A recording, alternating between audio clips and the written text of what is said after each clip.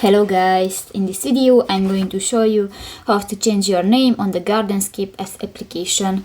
But first of all, I just want to mention, please don't forget to subscribe to our channel, because at 100,000 subscribers we are going to show you our YouTube revenue statistics and growth strategy, how to make money online. So let's jump into it.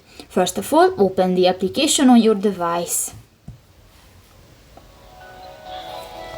That's my farm.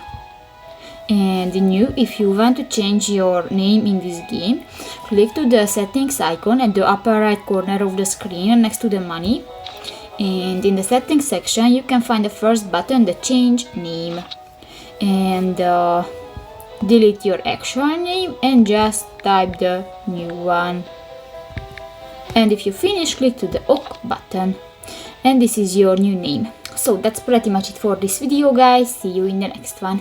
Bye bye.